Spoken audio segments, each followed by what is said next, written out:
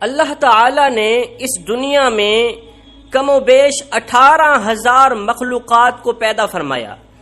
ان 18,000 مخلوقات میں سے جو اشرف المخلوقات تھی، حضرت انسان کو اس اشرف المخلوقات میں سے پیدا فرمایا۔ فرشتے بھی اللہ تعالیٰ کی مخلوق ہیں۔ فرشتوں کو اللہ تعالیٰ نے عقل تو دی ہے لیکن نفسانی خواہشات نہیں دی۔ جانور بھی اللہ تعالیٰ کی مخلوق ہیں۔ جانوروں کو اللہ تعالیٰ نے نفسانی خواہشات تو دی ہے لیکن عقل نہیں دی۔ دنیا میں واحد ایک انسان ہے جس کو اللہ تعالیٰ نے نہ صرف نفسانی خواہشات دیے بلکہ عقل سلیم بھی عطا کی ہے۔ عقل سلیم عطا کر کے اللہ تعالیٰ نے انسان کو 2 راستے دے دی، ایک راستہ شیطان کا، دوسرا راستہ رحمان کا۔ کم و بیش 18,000 مخلوقات اللہ تعالیٰ کے حکم کی پابند ہیں، یہاں تک کہ فرشتے تو اللہ تعالیٰ کے حکم کے بغیر پر بھی نہیں ہلا سکتے۔ واحد ایک انسان ہے جو اللہ تعالیٰ کے حکم کا پابند نہیں ہے۔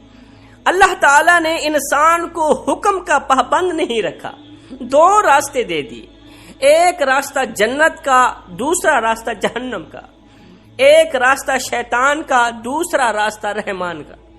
اللہ تعالیٰ نے انسان کو جتنی عظمت دی، انسان کو جتنا مقام دیا، کسی بھی مخلوق کو اتنا مقام نہیں دیا۔ حضرت انسان نے اس دنیا میں آ کر جس کو اللہ تعالیٰ نے پسند فرمایا ہے، انسان کو اشرف المخلوقات بنا کر اللہ تعالیٰ نے حضرت کا لقب دیا۔ جس انسان کو اللہ پاک نے حضرت بنایا، اس حضرت نے اس دنیا میں آ کر جو کارنامے سر انجام دیے، کسی مخلوق نے بھی وہ کارنامے سر انجام نہیں دیے۔ اللہ تعالیٰ کی تمام مخلوقات میں سے کسی بھی مخلوق نے زمین کو گندا نہیں کیا، زمین کو میلا نہیں کیا۔ واحد ایک انسان ہے جو اللہ کی دھرتی کے اوپر اللہ کی نافرمانیاں کر کر کے، گناہ کر کر کے زمین کو رونے پر مجبور کر دیا، زمین کو اللہ کے آگے فریاد کرنے پہ مجبور کر دیا۔ حضرت لوط علیہ السلام کی قوم کا ایک آدمی جو حضرت لوط علیہ السلام کا فرما بردار تھا، جو عبادت گزار تھا، وہ کہیں لمبے سفر کو جا رہا تھا۔ کڑکتی دھوپ تھی، تتی ریت تھی، گرمی کا موسم تھا۔ جاتے جاتے راستے میں ایک درخت آیا۔ اس مسافر نے کیا کیا، تھوڑی دیر کے لیے درخت کے سائے کے نیچے سو گیا۔ جیسے ہی سویا، خواب کی دنیا میں اس نے دیکھا کہ زمین زار و قطار رو رہی۔ زمین کو روتے ہوئے اس نے دیکھا۔ کافی کوشش کی پوچھنے کی کہ آخر کس چیز نے تجھے اس قدر رونے پہ مجبور کر دیا۔ زمین نے کہا کہ تو اپنے رہبر سے جا کے پوچھ لینا، مطلب کہ اپنے نبی سے جا کے پوچھ لینا، حضرت لوط علیہ السلام سے جا کے پوچھ لینا کہ میں اتنی زار و قطار کیوں رو رہی ہوں۔ یہ شخص الٹے پاؤں حضرت لوط علیہ السلام کے پاس گیا، عرض گزار ہوا کہ میں نے خواب میں زمین کو روتے ہوئے دیکھا، زمین کو تڑپتے ہوئے دیکھا، زمین کو اللہ کے آگے فریاد کرتے ہوئے دیکھا۔ میں وجہ پوچھنا چاہتا ہوں کہ آخر زمین کیوں رو رہی تھی۔ یہ سنتے ہی حضرت لوط علیہ السلام کی آنکھیں چھم چھم برسنے لگی۔ لوط علیہ السلام رو کر کہنے لگے کہ میری قوم کے گناہوں نے اللہ کی پاک زمین کو ناپاک کر دیا، میری قوم کے گناہوں نے اللہ کی زمین کو رونے پر مجبور کر دیا، اللہ کے آگے فریاد کرنے پر مجبور کر دیا۔ میری قوم کا ہر ایک انسان زنا کی دلدل میں پھنسا ہوا ہے، میری قوم کا ہر ایک دکھنے والا شخص زنا جیسے کبیرہ گناہ میں مبتلا ہے۔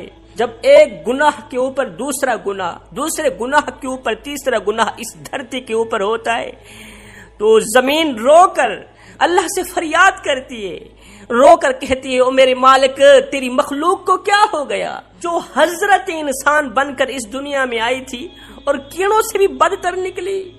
انہوں نے نافرمانیاں کر کر کے تیری پاک زمین کو گندا کر دیا، میلا کر دیا۔ حضرت شیخ عبد القادر جیلانی رحمت اللہ تعالی علیہ فرماتے ہیں لوگو، کیا تم جانتے ہو زمین کب روتی ہے؟ زمین تب روتی ہے جب تمہارے گھر کی عورتیں 3 گناہ کرتی ہیں۔ جب تمہارے گھر کی عورتیں 3 کام کرتی ہیں نا، تمہارے گھر کی عورتوں کے 3 گناہ زمین کو رونے پہ مجبور کر دیتے ہیں۔ پوچھا گیا حضرت وہ 3 خطرناک گناہ کون کون سے ہیں؟ فرمانے لگے پہلا گناہ جو زمین کو رونے پہ مجبور کر دیتا ہے وہ ہے زنا کرنا۔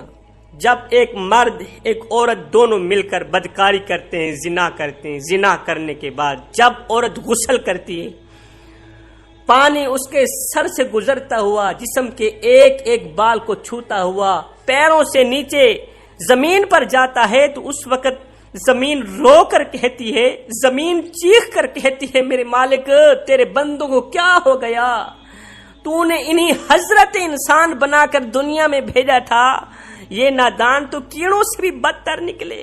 فرمایا گٹر میں پلنے والے کیڑے میں اتنی بدبو نہیں ہوتی، گٹر میں پلنے والے کیڑے میں اتنی بدبو نہیں ہوتی جتنی بدبو زمین کو زانیہ عورت اور زانی مرد کے اندر سے آتی ہے۔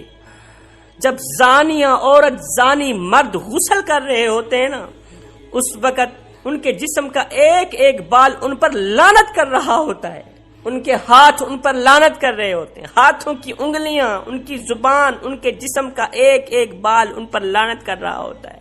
فرمایا عورت کا دوسرا گناہ جو زمین کو رونے پر مجبور کر دیتا ہے وہ ہے شوہر کی غیر موجودگی میں، شوہر کی اجازت کے بغیر جو عورت گھر سے قدم اٹھا کر باہر رکھتی ہے، شوہر کی غیر موجودگی میں، شوہر کی اجازت کے بغیر گھر سے اٹھایا گیا قدم جب باہر کی طرف نکلتا ہے نا، اس وقت دھرتی رو کر کہتی ہے، زمین چیخ کر کہتی ہے او نادان عورت، کاش کہ تو جان لیتی کہ شوہر کی فرما برداری کا مقام و مرتبہ کیا ہوتا ہے، کاش کہ تو جان لیتی کہ شوہر کی اجازت کے بغیر، شوہر کی غیر موجودگی میں گھر سے باہر نکلنے کی سزا کتنی ہے، تو گھر میں مر جاتی، مٹ جاتی، شوہر کی اجازت کے بغیر اپنا قدم دروازے سے باہر نہ رکھتی۔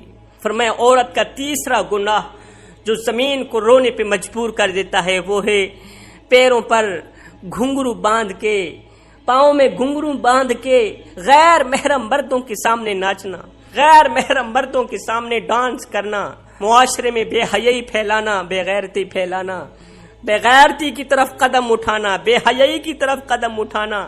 فرمایا یہ 3 ایسے بدترین گناہ ہیں، یہ 3 ایسے خطرناک اور غلیظ ترین گناہ ہیں جو دھرتی کو ناپاک کر کے زمین کو رونے پر مجبور کر دیتے ہیں۔